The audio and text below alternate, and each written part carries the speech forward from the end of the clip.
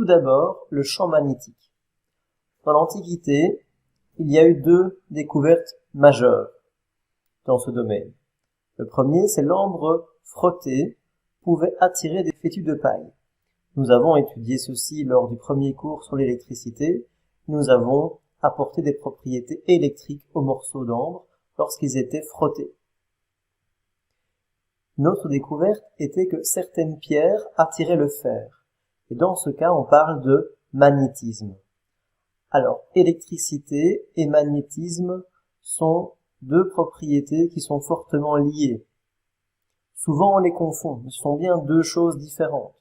Par exemple, si l'électricité, c'est porter un pull rouge et le magnétisme, c'est avoir un pantalon bleu, on peut avoir un pull rouge et un pull bleu, donc à la fois avoir des propriétés électriques et magnétiques, ou on peut juste avoir un pull rouge ou juste avoir un pantalon bleu, c'est-à-dire juste avoir des propriétés électriques ou juste avoir des propriétés magnétiques.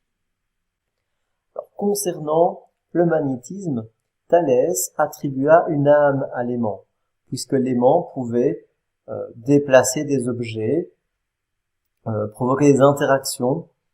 Il lui attribua une âme. Un peu plus tard, Démocrite déclara que les atomes de l'aimant pénètrent au milieu du fer pour les agiter. C'est une première discussion scientifique sur le sujet, mais nous reviendrons plus tard sur ce qu'est exactement le magnétisme et comment il est créé de manière microscopique. Nous verrons ça lorsque nous étudierons le champ magnétique créé par un solénoïde dans une prochaine vidéo. Prenons deux expériences. La première, un barreau de fer aimanté que nous plaçons devant une boîte en plastique sur laquelle sont percés des trous en forme de cercle dans lesquels sont insérés des petits barreaux de fer de 8 mm.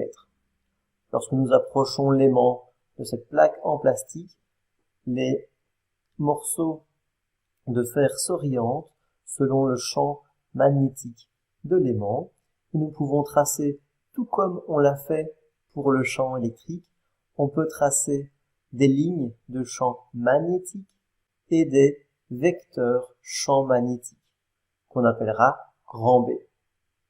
On voit que si les lignes de champ magnétique vont d'un pôle à l'autre, on parlera d'un pôle nord et d'un pôle sud.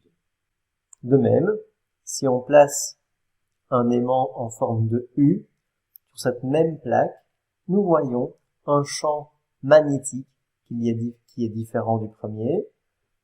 On voit à l'intérieur du U que le champ magnétique est quasiment homogène et à l'extérieur, il présente des sections quasiment circulaires comme on pouvait le voir pour la barre aimantée. On montre que le champ magnétique est orienté toujours du pôle nord vers le pôle sud, à l'extérieur de l'aimant. Parce qu'en fait, nous allons montrer que les lignes de champ magnétique sont fermées, et donc ces lignes de champ continuent à l'intérieur de l'aimant, et à l'intérieur de l'aimant, elles vont donc du pôle sud vers le pôle nord. Prenons maintenant un aimant, avec son pôle nord et son pôle sud. On peut considérer, tout comme on l'a fait pour la charge électrique, dire que si une charge électrique est présente dans un milieu, elle modifie son milieu. L'aimant, lorsqu'il est apporté dans un milieu, il modifie son environnement de manière magnétique.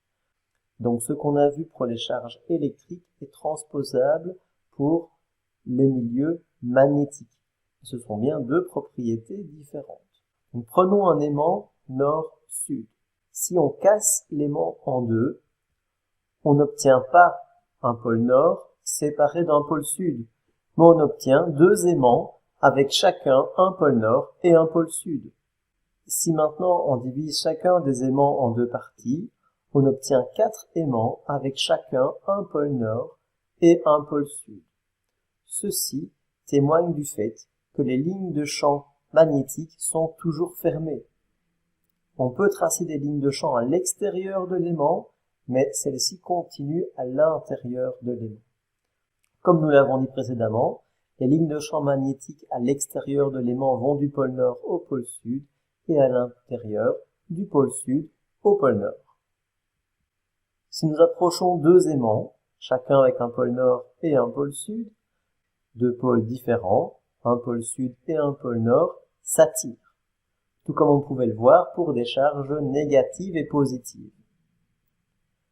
Deux pôles identiques, nord-nord ou sud-sud, se repoussent, tout comme on l'a vu pour les charges électriques. Deux charges négatives se repoussent, deux charges positives se repoussent également.